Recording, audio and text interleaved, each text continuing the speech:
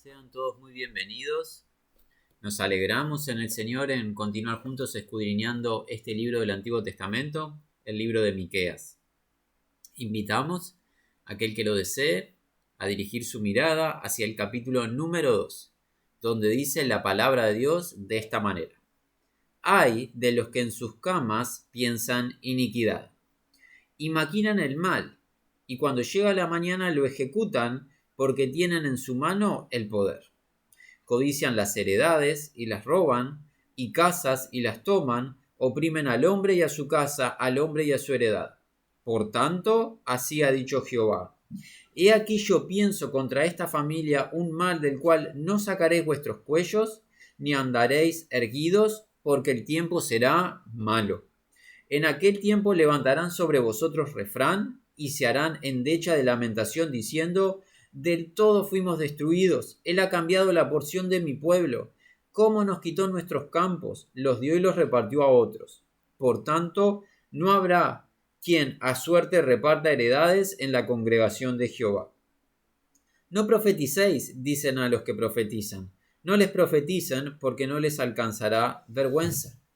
Tú que te dices, casa de Jacob, ¿se ha cortado el espíritu de Jehová? ¿Son estas sus obras? ¿No hacen mis palabras bien al que camina rectamente? El que ayer era mi pueblo se ha levantado como enemigo. De sobre el vestido quitasteis las capas atrevidamente a los que pasaban como adversarios de guerra. A las mujeres de mi pueblo echasteis fuera de las casas que eran su delicia. A sus niños quitasteis mi perpetua alabanza. Levantaos y andad, porque no es este el lugar de reposo, pues está contaminado, corrompido grandemente. Si alguno andando con espíritu de falsedad mintiere diciendo: Yo te profetizaré de vino y de sidra, el tal será el profeta de este pueblo. De cierto te juntaré todo, oh Jacob. Recogeré ciertamente al resto de Israel. Lo reuniré como ovejas de borra, como rebaño en medio de su aprisco. Harán estruendo por la multitud de hombres. Subirá el que abre caminos delante de ellos, abrirán camino y pasarán la puerta y saldrán por ella, y su rey pasará delante de ellos, y a la cabeza de ellos Jehová. Hasta aquí la lectura de la palabra de Dios en el capítulo número 2 de Miqueas. Debemos de recordar que la semana anterior estuvimos cubriendo el primer capítulo de este libro. Vimos a este varón llamado Miqueas, que su nombre nos habla de esta realidad de quién es como Dios, o sea, a quién se asemeja a Dios, y notamos que el nombre es muy importante del profeta Miqueas porque el contexto es un contexto no agradable al Señor. Su pueblo está dado a la idolatría. Idolatría es elevarse uno mismo o elevar cosas en la posición supuesta de Dios. Y la pregunta del nombre de Miqueas es: ¿quién como Dios? ¿Quién se puede asemejar? ¿Quién puede contender con el Señor? Nadie. La respuesta es retórica: nadie. Miqueas estuvo ministrando en el periodo de 3 reyes en Israel, recordando que en los 2 primeros reinados, si bien uno de los reyes actuó adecuadamente, el pueblo no respondía en obediencia. El segundo de los reyes, que aquí he citado, lejos de actuar rectamente delante del Señor, hizo lo malo delante de los ojos de Dios. Y no es sino hasta la llegada del tercer rey, Ezequías, que el pueblo empieza a volverse al Señor en obediencia. Podríamos decir que en las dos terceras partes primeras del ministerio de Miqueas no se ven frutos tangibles, pero siempre a su debido tiempo habrá fruto de la predicación de la palabra de Dios, porque Dios lo ha prometido. Así vimos confrontación de la idolatría de Israel, los pecados fueron expuestos y culminamos el capítulo número 1 con la advertencia que el pueblo, ¿qué iba a pasar? Iba a ir en cautiverio. Viene tiempo de juicio por el pecado. Y ahora empieza el capítulo número 2 diciendo así, lo releemos: Ay de aquellos que piensan iniquidad y hacen mal sobre sus camas, y a la luz de la mañana lo practican, porque existe el poder en sus manos. La primer palabra del capítulo número 2 es una palabra importante y es una palabra que se reitera tanto en el Antiguo Testamento como en el Nuevo, en particular en el libro de las Revelaciones. ¿Cuál es? La palabra que se traduce en nuestra lengua como hay. ¿Qué idea tiene esa palabra? Es una lamentación por lo que ha de suceder hacia una persona o un grupo de personas. Es una lamentación que expresa en este caso Miqueas. Por el Espíritu Santo, Miqueas recibe revelación de lo que le va a suceder. Le va a suceder al pueblo, en particular a aquellos que desarrollen algo. Va a suceder algo severo. El ay en las Escrituras generalmente denota calamidad venidera. Vienen eventos severos para quienes que, en el versículo 1 lo leemos, para quienes piensan, están desarrollando en su mente la iniquidad y el mal sobre sus camas, y a la luz de la mañana lo practican porque está el poder en sus manos. Aquí es lo primero que tenemos que, antes de ver cuál es el mal que van a practicar, eso lo vamos a ver en el versículo 2, tenemos que considerar algo. Miqueas, quien es el instrumento que Dios está usando para contarnos su verdad, nos habla de la actividad nocturna de las personas, en la intimidad, en el descanso, cuando están para reposar. Por eso está objeto la cama, que es donde nos postramos para el descanso nocturno y luego comenzar la siguiente jornada con fuerzas renovadas. La pregunta que alguien podría decir es: ¿cómo sabe Miqueas qué hace cada individuo al dormir? ¿Qué puede Miqueas saber de lo que piensa el individuo? ¿Quién ha conocido lo que está dentro del hombre, sino el espíritu del hombre? Es verdad, todas esas preguntas son correctas. ¿Quién puede decir qué está en tu mente, en nuestra mente? Aquí no está en qué puede decir Miqueas o qué puede decir una persona. Lo que está en juego es una de las características o de los atributos de Dios que se conoce como la omnisciencia de Dios. Dios escudriña la mente y el corazón. Esa palabra escudriñar es una investigación absoluta, profunda, con resultado total para Dios. Dios lo sabe todo de todos. Lo profundo del hombre, Dios lo sabe. El salmista nos dice que antes que emita la palabra, tú ya la sabes toda. No es necesario que digamos, Dios sabe lo que pensamos. Él sabe lo que hacemos en lo secreto. Tú quizás consideres, cuando yo estoy allí en mi aposento, escondido, nadie me conoce. Nadie sabe que estoy meditando, considerando, que estoy diagramando realizar. Dios lo sabe. Dios sabe exactamente lo que estamos pensando. Sabe lo que hacemos en público, las personas también lo están viendo, pero sabe lo que hacemos en privado, lo que los demás no ven. Lo que realmente somos. Alguien podría decir que somos realmente lo que hacemos en lo privado. En lo público podemos esforzarnos para actuar o fingir, pero en lo privado, en lo reservado, ahí es donde realmente se demuestra nuestro corazón. ¿Quién realmente somos? Y lo privado Dios lo sabe. Y en la noche, al meditar, cuando el silencio está y cuando nadie está viendo, Dios está viendo. Y en este caso, ¿qué está viendo? Está viendo el diseño, el diagrama, el desarrollo del pensamiento inicuo. Como arquitectos, pero no para edificar algo, sino como arquitectos del mal. Cómo planifican las personas el mal que van a ejecutar. Por ende, la lamentación de Miqueas es para aquellos que se dedican a diseñar mal para luego ejecutarlo. Ay de ellos. Dirán, nadie me ve. No, ay de ti. Si estás diseñando el mal, Dios te está viendo. Dios nos está viendo. Ay de nosotros si somos diseñadores del mal.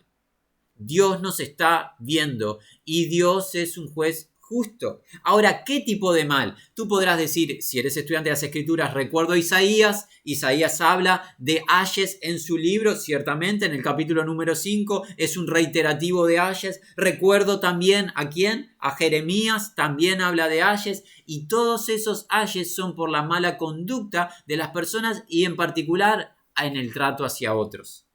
aquellos que toman lo de otros, que edifican palacios y casas a merced de otros sin remunerar lo que le corresponde a sus trabajadores, aquellos que empiezan a ocupar la tierra y adquirirlo todo y no dejar espacio, tanto Isaías como Jeremías hablan. Y a ver qué dice Miqueas. ¿Cuál es el diseño del mal de estas personas? El versículo número 2 lo va a responder. Dice, y desean, codician, es la idea, campos. ¿Y qué hacen con esos campos? ¿Qué desean? Dice así, los toman por fuerza. Y casas y las aprovechan. Oprimen al hombre y su casa y al hombre y su heredad. El diseño de iniquidad nocturno de este grupo de personas que era obtener lo que Dios no le concedió.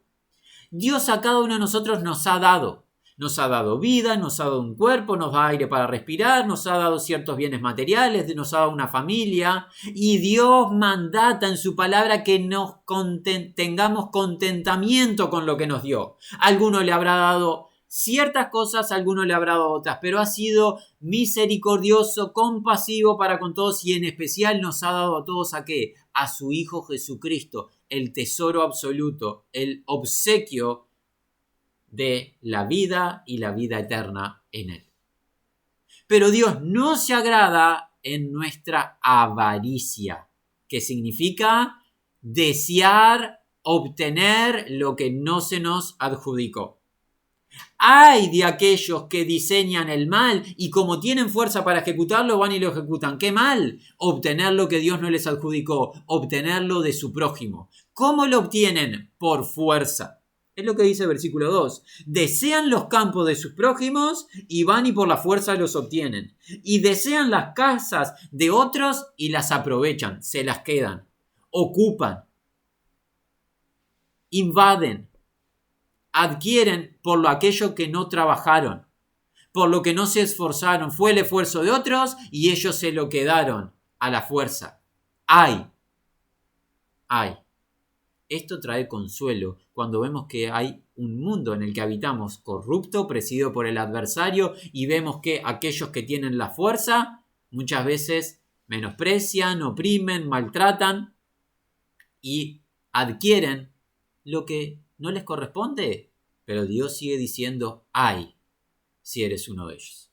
Ay, y el ay era nuevamente calamidad te ha de venir.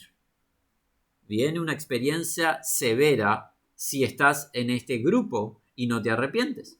En el grupo de los que diseñan malos pensamientos de adquirir lo de su prójimo que no les corresponde y lo hacen porque tienen la fuerza para hacerlo. Tienen poder terrenal, van y lo ejecutan y le quitan al hombre sus campos, sus casas y su herencia, su posesión. El versículo 3 dice así, por tanto, dado que hacen esto, el diseño y la ejecución del mal, por tanto, ¿qué va a pasar? Así en esta manera dice Jehová. Jehová también tiene poder para actuar. El grupo de personas tuvo poder para diseñar y para ejecutar el mal, pero Jehová también tiene poder para actuar, porque Dios está vivo. Dios no es un Dios muerto, no es como los ídolos que teniendo pies no andan, teniendo ojos no ven, ni tienen poder para salvar. Dios vive y es poderoso para actuar. Dice así el Dios que todo lo trasciende. Así dice Jehová. He aquí, yo calculo, yo pienso sobre familia esta mal, cual no removeréis de vuestros cuellos, ni caminaréis orgullosamente, porque tiempo malo aquel. ¿A quién se está dirigiendo el Señor? Creemos que en particular con esta expresión familia está hablando ni más ni menos que su pueblo. Israel, en la tribu del norte, en el reino, del norte y el reino del sur, al cual fue acusado en el capítulo número 1 por el profeta. El pueblo todo en general está siendo confrontado por Dios. El juicio de Dios, ¿te acuerdas que citábamos a Pedro la semana anterior? El juicio de Dios comienza ¿por dónde? Por su casa. Esta no es la expresión, como habíamos visto en el estudio anterior de Jonás, esta no es la acusación de Dios a un pueblo extranjero. Esto es sobre su propio pueblo, porque su pueblo rechazó su ley. Cuando se rechaza la ley de Dios, ¿qué hace el pueblo? Anda en pos de sus pensamientos entenebrecidos. ¿Cuál es el pensamiento entenebrecido? Voy a tomar lo que no me corresponde. No necesito trabajar y esforzarme para adquirir un campo. Se lo puedo quitar a mi prójimo. Trágico.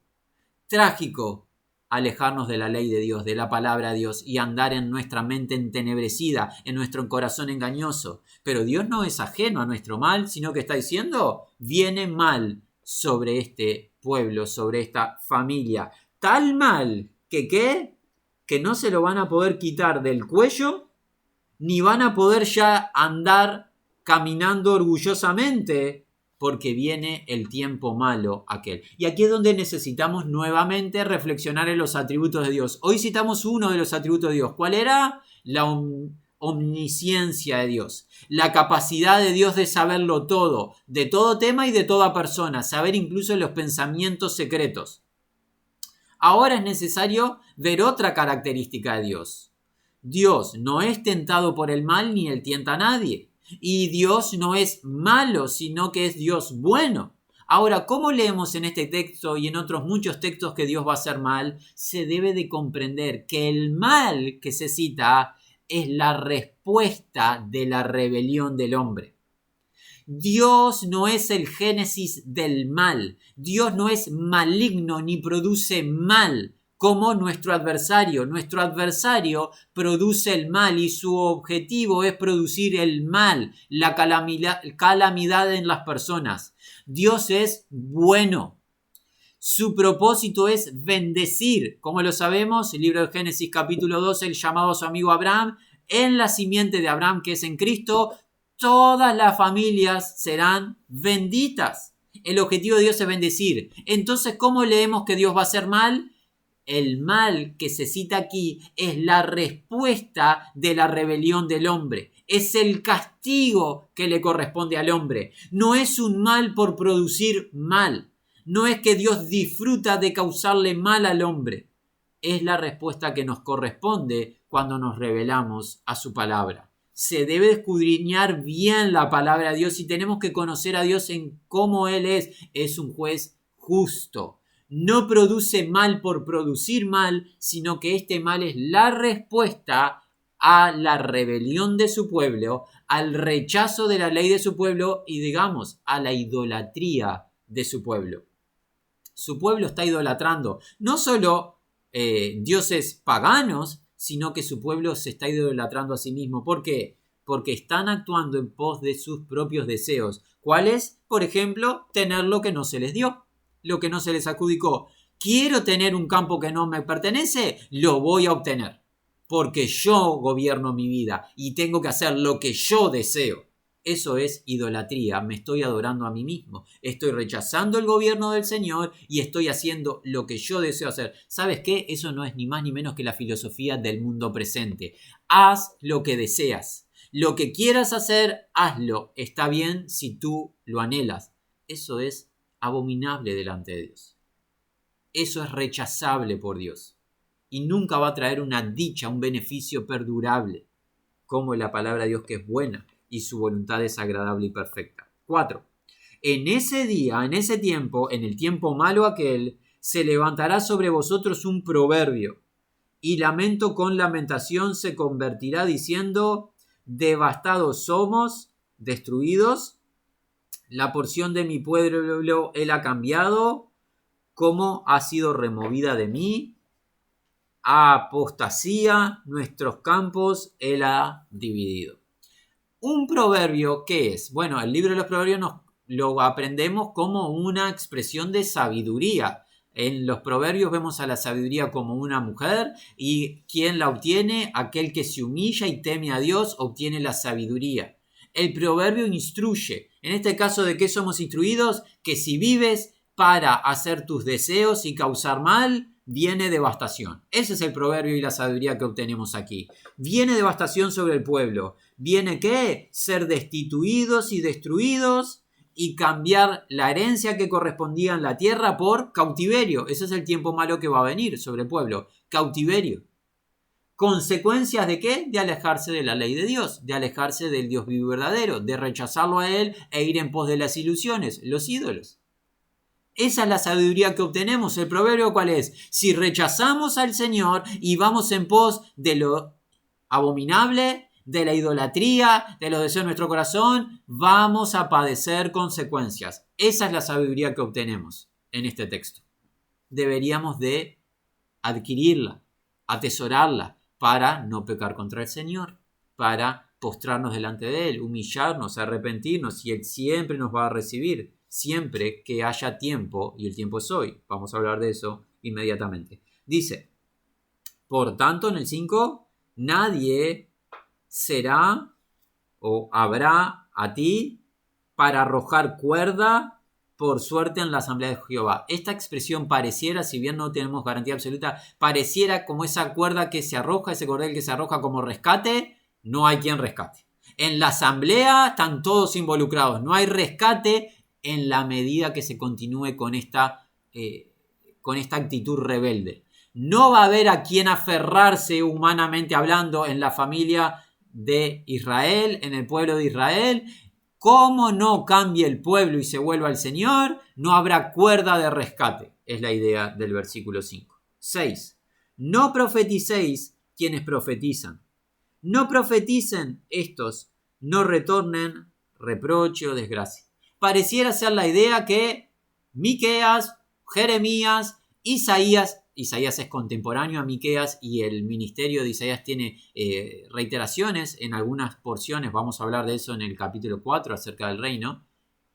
Cuando un profeta hable la verdad, ¿cuál es la idea del pueblo? No nos profeticen.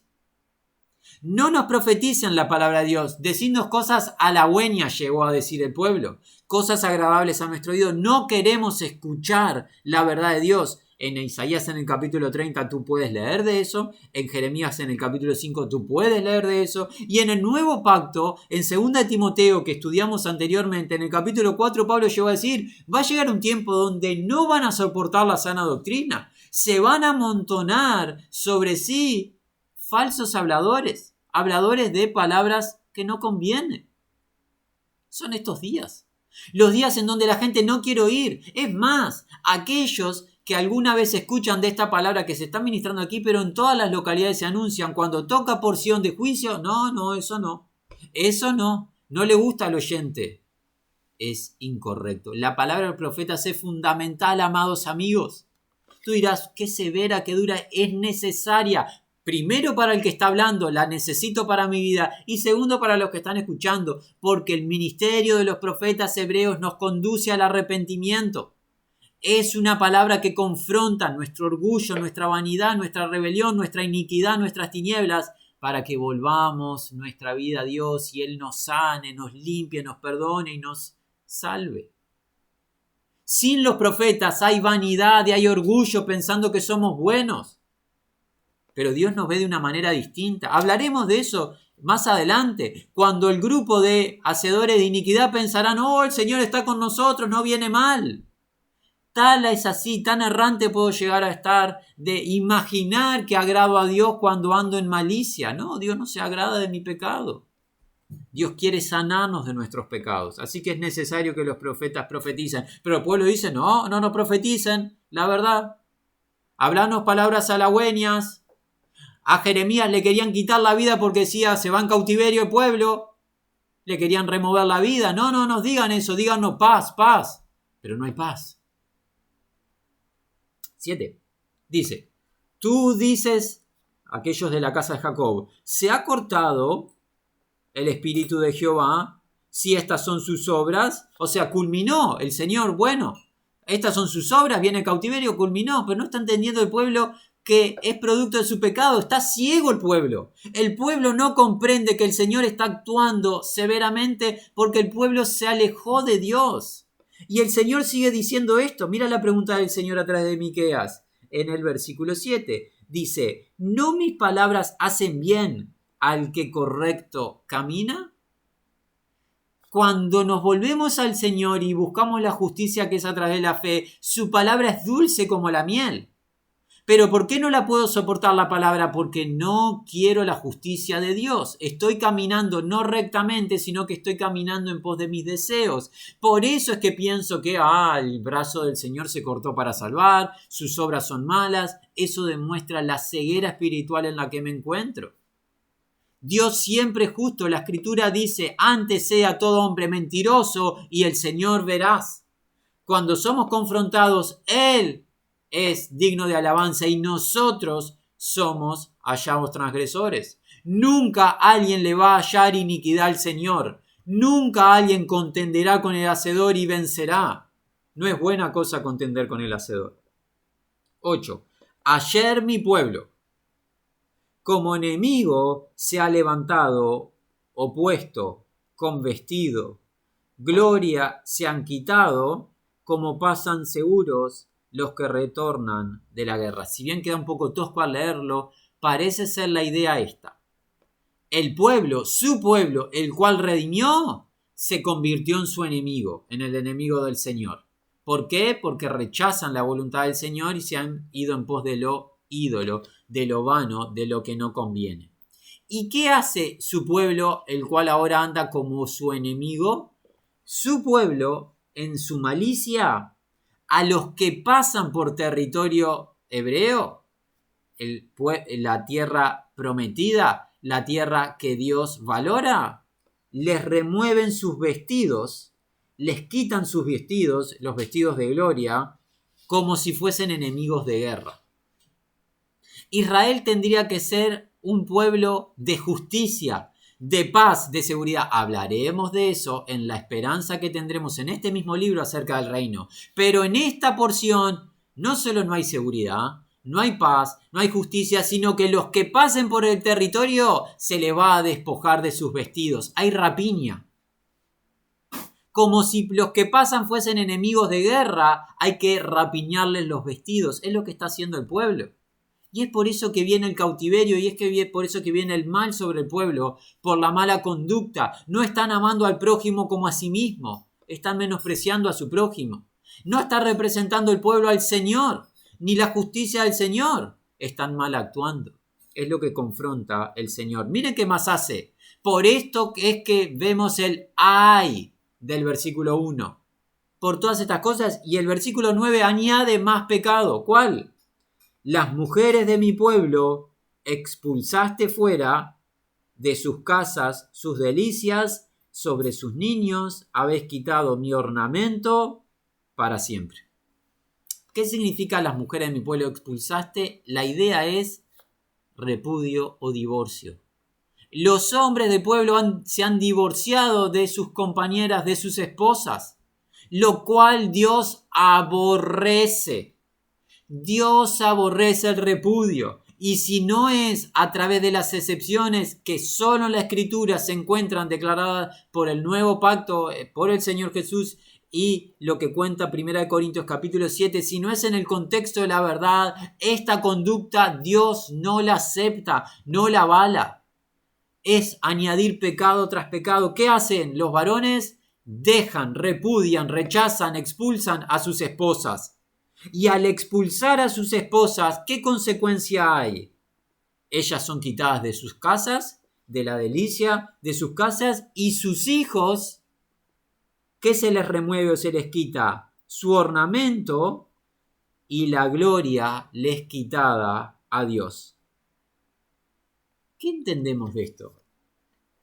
Cuando un hombre en su corazón entenebrecido dice, yo no quiero más a mi esposa, la expulso de mi hogar, con ella los hijos, ¿qué sucede? Se le quita la gloria a Dios que tiene el matrimonio. El matrimonio es glorioso y de honra, de alta estima. Honroso sea todos el matrimonio y el lecho sin mancilla, dice el libro de Hebreos en el Nuevo Testamento.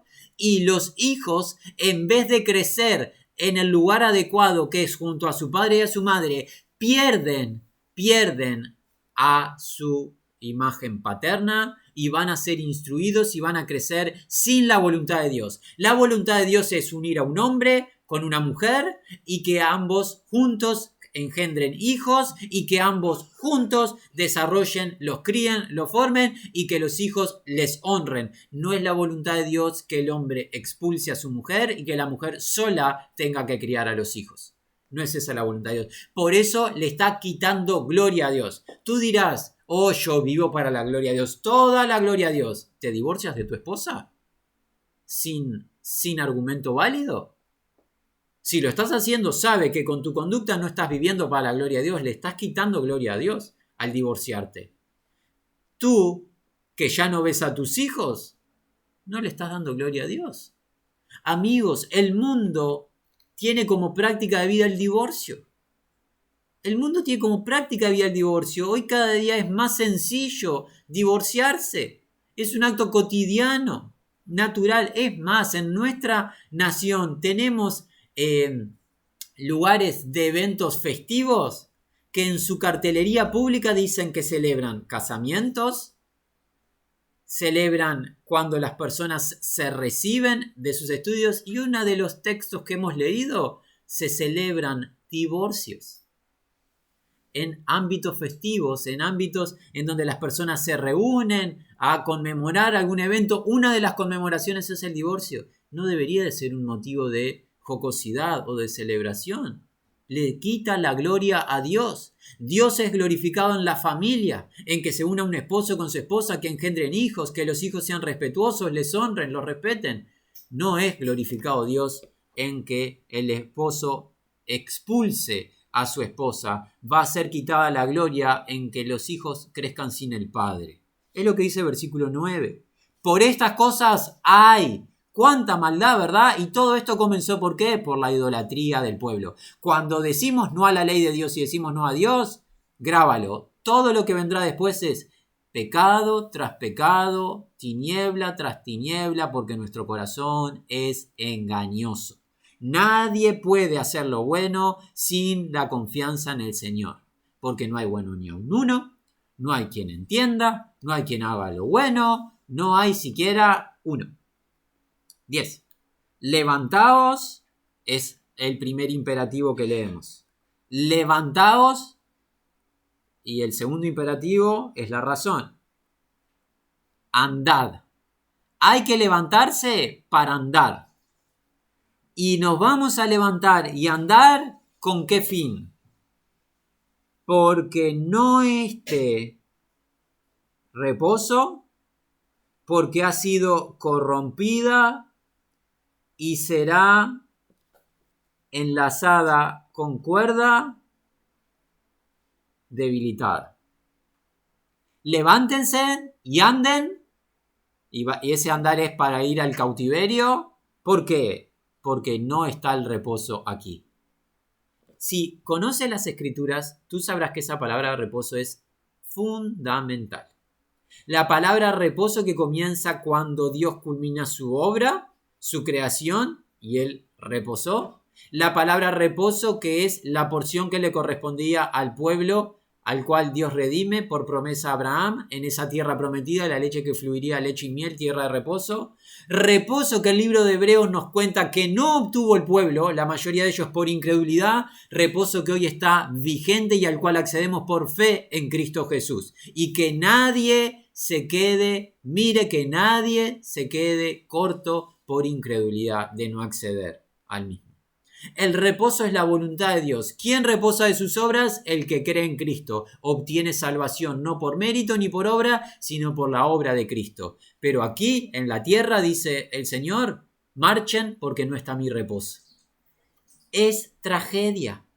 El reposo, ese era el lugar de reposo. ¿Por qué no hay reposo en el lugar en la tierra prometida? Porque la tierra fue corrompida por el pecado. Se corrompió de tal manera la tierra del pueblo del Señor que ya no está el reposo allí vigente. Ya no está el reposo vigente. Por eso se corrompió la tierra. Y eso es severo. Es triste que Dios tenga para nosotros una porción de reposo y que nosotros por rebelarnos a Dios no reposemos, no disfrutemos de su plenitud y su gozo, sino que andemos como en cautiverio, de mal en mal. Es lo que Dios le está diciendo a su pueblo. Y es lo que nos está advirtiendo a nosotros, que si nosotros andamos en incredulidad y no entramos en el reposo, el cual es Cristo, Él es el Señor del día de reposo, si no entramos en el reposo de la vida en Cristo, de confiar en Él, de andar guiados por Él y por su Espíritu a través de su palabra, vamos a andar como en cautiverio, que es en calamidad, en lo malo. Dios nos está advirtiendo.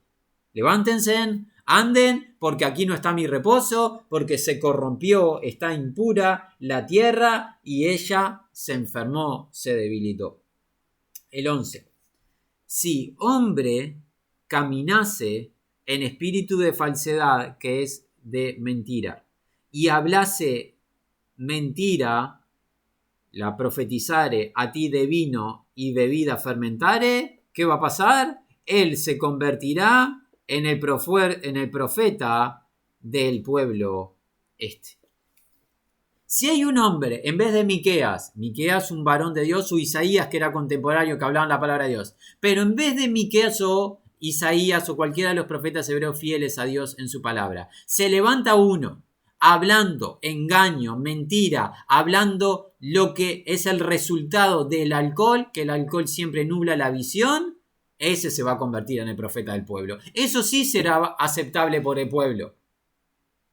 El que habla del mundo y para el mundo. Pero ojo, porque el Señor sigue diciendo, amados, no creáis a todo espíritu, sino probad los espíritus si son de Dios, porque muchos falsos profetas han salido por el mundo. Ellos son del mundo, por eso hablan del mundo y el mundo los oye. El pueblo está más receptivo a un falso, a un charlatán, a un hablador de mentiras alcoholizado que a un siervo de Dios como Miqueas. ¿Por qué es esa razón? Por la idolatría del pueblo. El pueblo quiere hacer lo que el pueblo quiere y no quiere la palabra de Dios. Por eso cualquier individuo que se ponga adelante va a ser recibido y bienvenido en vez de un siervo del Señor.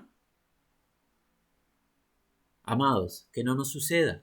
Porque estamos en días donde muchos líderes se levantan en pos de los deseos de su corazón y le dicen al pueblo lo que el pueblo quiere oír, pero no le hablan al pueblo la verdad, no confrontan al pueblo de su pecado, no declaran la justicia de Dios. Dicho sea de paso, hablaremos en el capítulo número 3 acerca de qué es estar lleno del Espíritu Santo y ministrar realmente.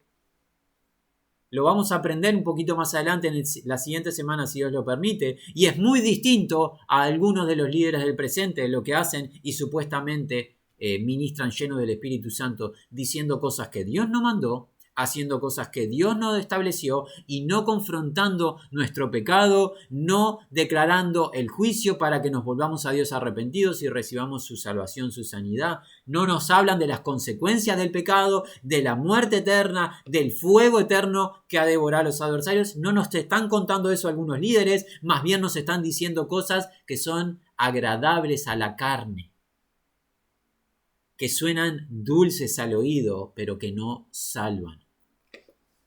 Estamos prontos para culminar.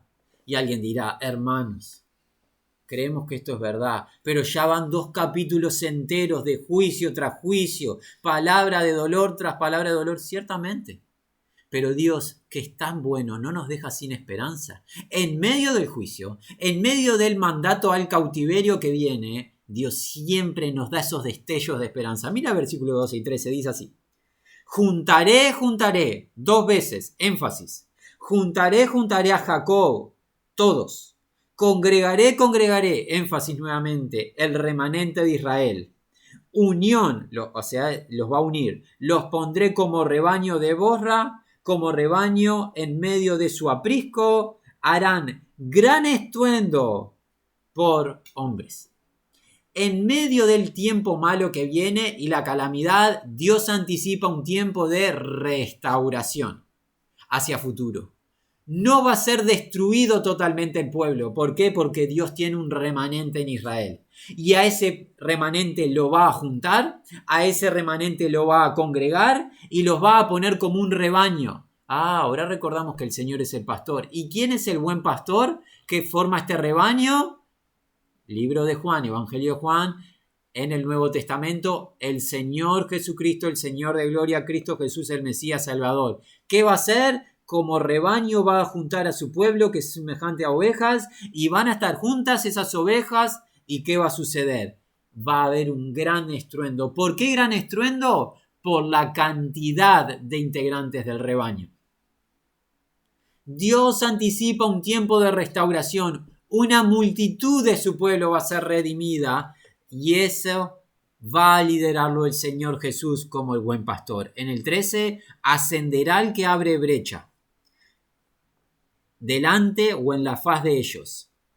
Atravesarán y pasarán la puerta y saldrán por ellas y pasará su rey delante de ellos con Jehová a la cabeza de ellos. Oh, este pastor no es cualquier pastor. Es el rey, el Señor. Jehová iba a ir delante de ellos. El buen pastor, Jehová el Señor, Dios el Padre, Dios el Hijo a través del Espíritu Santo, va a ir delante de su rebaño y ellos irán detrás liderados. Ya no van a liderar ministros alcoholizados, mentirosos. Ya no van a ministrar charlatanes, engañadores. El Señor Rey de Israel, Dios de toda la tierra, va a liderar, va a gobernar y los va a llevar a buenos pastos, a pastos de vida, los va a salvar. Esta es la esperanza de su pueblo. Ha de suceder más adelante. Digamos, la generación en particular llamada cautiverio va a ir a cautiverio y esto sucedió en el pasado. Va a ir a cautiverio, va a ser tomada la tierra, va a haber pérdida, pero Dios llama a que los que escuchan hoy crean a su evangelio. Llamado al arrepentimiento y a la fe que es en Cristo Jesús. El mandato del Señor. ¿Hay esperanza? Hay esperanza. ¿Cuándo? Hoy. Si oyeres hoy su voz, no endurezcáis tu corazón. Hoy es el día aceptable. Hoy es el día del reposo. ¿Qué reposo? Al creer en Cristo Jesús, tus pecados pasan sobre el Señor de gloria en la cruz del Calvario. La condena que merecías es removida, quitada. Él muere por ti y resucita de entre los muertos para darte su justicia y para que tú recibas el don de la vida eterna. Ya no es necesario ganar, que no se puede, la salvación la obtenemos como gracia, como obsequio y reposa nuestra alma en Cristo Jesús, en su presencia. Hoy está dispuesto. En cambio, hay de los que vivan para sí. Hay de los que anden en pos de sus tenebrosos corazones, sus mentes entenebrecidas, de los que añadan pecado tras pecado. Hay de aquellos. Esta es la palabra de Dios, hermanos. La hemos leído y si tú dirás, serán toscos en anunciarla lo que fuese, pero hemos leído palabra por palabra lo que está escrito en su ley, en su libro. Y esto es lo que él dice. Dios está hablando a través de su siervo Miqueas y lo está diciendo. Lo está diciendo para nuestra corrección y nuestra formación y nuestra salvación. Recibámoslo, amados amigos, recibámoslo con humildad. Humillémonos delante del Señor, arrepintámonos de nuestros pecados, creamos en su Hijo Jesucristo, quien fue dado por amor de nosotros. De tal manera nos amó Dios, que no quiere la muerte del que muere, sino que hizo, dio a su Hijo unigénito para redimirnos del mal. Qué maravilloso Dios, pero qué justo Dios. Temamos y confiemos en su Hijo Jesucristo. Sea la gracia con todos los que aman su nombre.